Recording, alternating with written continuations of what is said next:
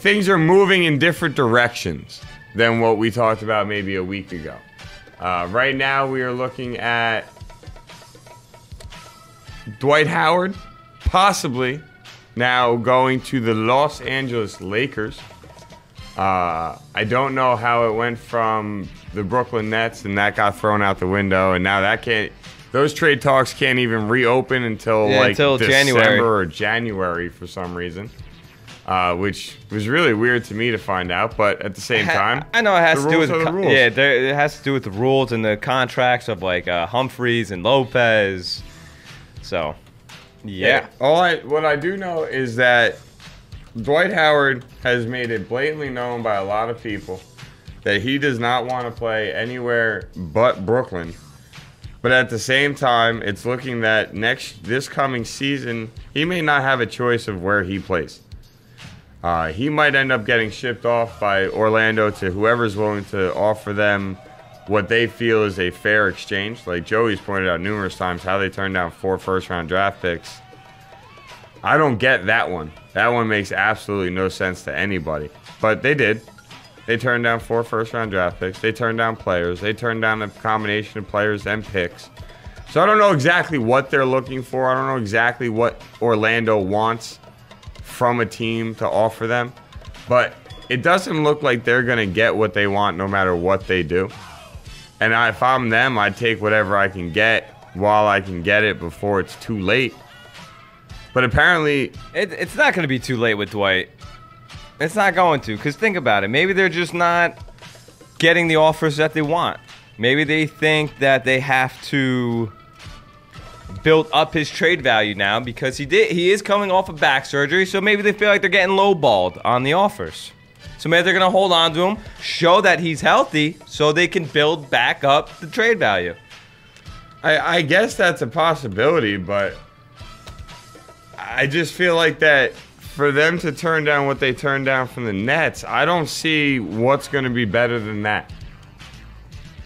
You know, I don't see how, somebody can say, oh, well, yeah, the Lakers will offer Bynum, but Bynum doesn't want to stay either. So, obviously, Bynum's not better than draft picks if he doesn't want to stay there, right? Can't build a team around a guy that doesn't want to be there for more than the 1 year. True. So I don't get where you're going to... I don't really get where he thinks he's going to be able to get to go that's going to make him happy when Brooklyn, he can't even end up there till January. And I don't know about you. I don't think I could handle 6 more months of this junk. I don't want to handle 6 more months of this junk. I definitely don't, but Orlando's in the driving seat right now. If Dwight Howard wanted this all done, he didn't have to opt in last year with Orlando. So whoever was giving him advice last year, I'm sorry, you're just silly, bro, because now this is all going on all year without Dwight Howard having any say in this. Orlando's looking to help out their end. They don't care about Dwight. They could care less if Dwight doesn't sign with any other team. They're trying to get the best deal out for Orlando. Not for Dwight Howard, for Orlando. So Dwight Howard might be miserable this whole year no matter where he goes. Very possible. That is actually very possible. That really is. And, I think that the Dwight Howard thing is just, it's wearing out on everybody.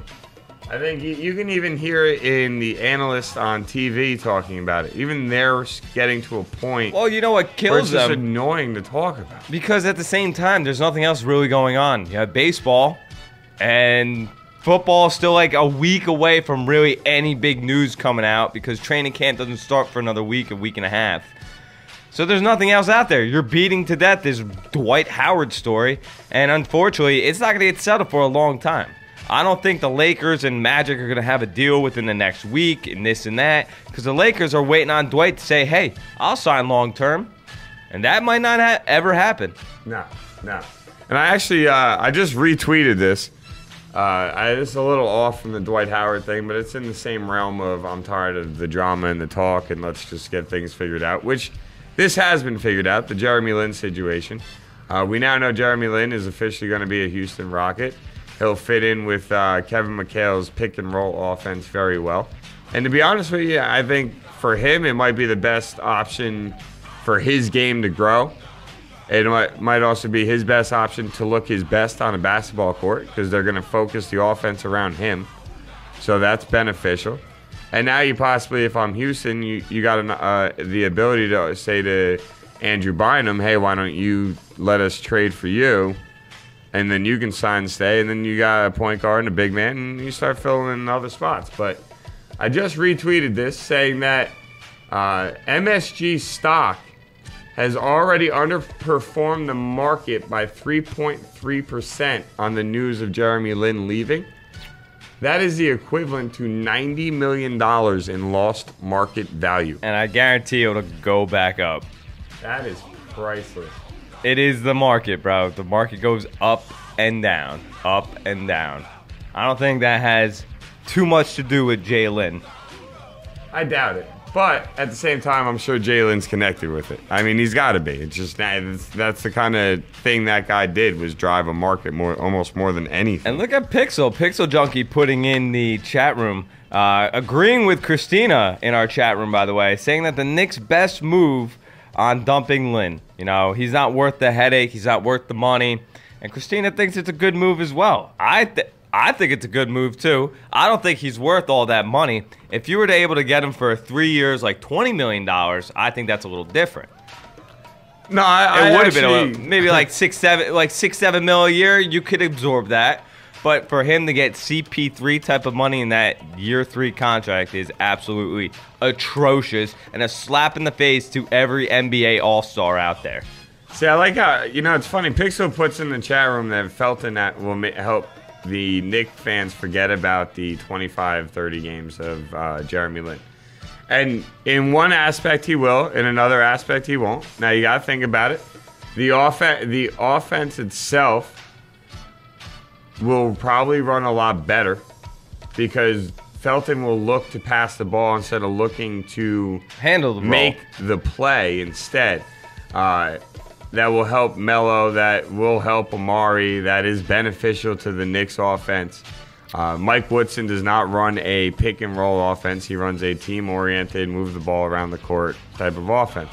Now, what kind of effect is Melo going to have on that? It's a whole different conversation, and we'll get into that when we do an NBA preview of the season.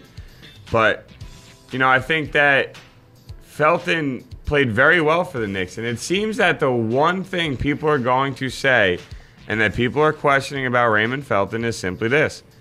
Is he going to show up to training camp in good shape? Yes. Apparently, that's the big knock on him. Well, I think last year in Portland, he came out of shape, but in his defense and in a lot of other people's defense, last year, a lot of people thought they weren't having a season. A lot of people thought that, and then they scrambled and came to an agreement for this crazy 66-game schedule, and a lot of people came in out of shape. So I really think Felton's going to get his head back, turned around right. He's coming to New York because if he comes in out of shape, the media's going to kill him. They're going to kill him. Oh my God, they'll rip him apart. Fans will get on him, and you know what? I think that's one of the reasons why you should expect him to show up in shape, because he knows the stage he's stepping onto in New York. Like Pixel said, his first NBA season was with the Knicks. It was arguably his best season as an NBA pro. And, I think that when you look at the guy, he knows how to play the game. You don't stay in this league if you don't know how to play the game. I mean, let's be honest. You don't have to be the greatest player in the world to stay in the league. But you got to know how to play the game, especially at the point guard position with the amount of freak athletes that are coming out of the point guard spot right now. You got to be able to handle your own, and Raymond Felton can. And also on a plus, when he was good, what happened to Amari in that first season with the Knicks? Weren't there something called MVP chants going on at the Garden? Yes, people were chanting MVP for Sir Amari. Wasn't he not an all-star? I laughed about this. I think Felton's going to be good. I laughed about this with my friend Jay yesterday, about how I told Knicks fans over 2 years ago that they were going to regret the trade for Carmelo Anthony. That it was a bad move, that they had what they needed to be competitive with all their young talent and Amari Stoudemire as their centerpiece. And all my friends that were Knicks fans told me I was crazy. Melo's a beast. Melo's one of the best in the league. Melo's this, Melo's that. Awesome. I'm not arguing how good Carmelo Anthony is as an individual NBA player. But as an individual, he's at his best. As a teammate, he's average. He's a little above average. But, you know, we laughed about it during the season, how he got only his second career triple-double. Yeah. And that's because my man does not pass the ball. All right? You look at the Denver Nuggets, who did more in the playoffs this year than the New York Knicks did. And the Denver Nuggets consist over half their team of the players that the Knicks traded over there to get Carmelo Anthony. So, Melo to me is your biggest question mark if you're in New York. He really is. And, you know, they say you want to build around your superstars. How do you build around the guy that plays ISO basketball and enjoys pulling up for jump shots? How do you build around that? Guys that can make it from the half-court line?